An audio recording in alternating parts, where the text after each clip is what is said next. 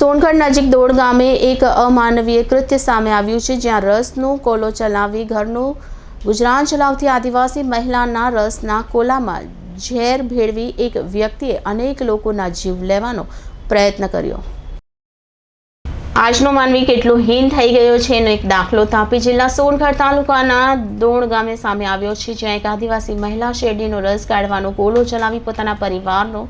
પાલન પોષણ કરતી હતી, પરંતુ નજીકમાં જ રહેતા એક આરોપીને વારંવાર એ મહિલાને હેરાન કરવાની ટેવ પડી ગઈ હતી, અને એ પણ માત્ર એટલા ખાતર કારણ કે મહિલા સામાજિક અને ધાર્મિક પ્રવૃત્તિઓ કરતી હતી, જે આ કૃત્ય કરનારા આરોપીને પસંદ ન હતું, જેના કારણે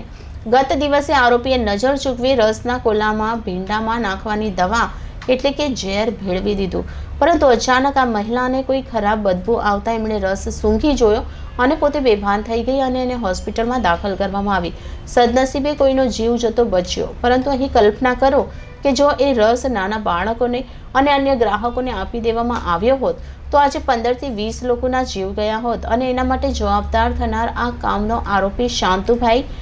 નવગિયાભાઈ રહેવાસી બેડસિંગી ગામ હાલ તો પોલીસ પકડમાં છે। ત્યારે પોલીસ આવા વ્યક્તિને સખતમાં સખત સજા કરાવે, જેથી કરીને ભવિષ્યમાં ફરી આવી ઘટનાનું પુનરાવર્તન ન થાય તે જરૂરી બન્યું છે। Reporter Bindeshwari Shah, city gold news, Songadh. મારું નામ લીલાબેન વસંતજીભાઈ ગામિત, ગામ દોડ, હું રહેવાસી દોડની છું। અને જે મારે ગઈકાલ 26 તારીખ માર્ચે જે મારું દુકાન ઉપર શેરડીનું રસનું મશીન મૂકેલું છે તેના ઉપર ઝેરી દવા રેડવામાં આવી, એના થકી અમને 3 જણને ઈજા થઈ છે, અને એક છોકરીને સરકારી હોસ્પિટલમાં દાખલ કરી છે। અને એ થકી અમને જે મશીનનું નુકસાન કરેલું છે એ મશીન અમને નવું મળી જાય એવી તકેદારી સરકાર પાસે અમે માંગીએ છીએ। અને આજ સુધી અમને જે અમે હિન્દુ છે અને હિન્દુનો ધર્મ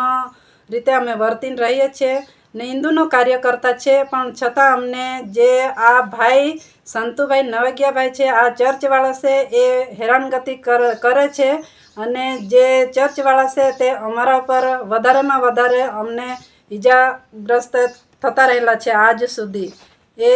માટે અમારી જે નોંધપાત્ર ફરિયાદ રીતે અમારી કાયદેસર લે સરકાર એવી અમારી માંગ છે। અને જે શાંતુભાઈ નવગિયાભાઈ છે એણે જે ઝેરી દવા રેડી છે એને અમે કાયદેસર પોલીસ સ્ટેશનમાં ફરિયાદ નોંધાવી એ ભાઈને પોલીસ સ્ટેશનમાં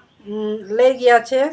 અને જે લઈ ગયા છે એમને પાછા છોડે નહીં એવી અમારી માંગ છે। અમારું જ્યાં સુધી નિકાલ નહીં થાય ત્યાં સુધી એને છોડે નહીં, અને જે અમારું માંગ છે તેટલું મશીન એ અમને નવું લઈ આપે એવી અમારી આશા।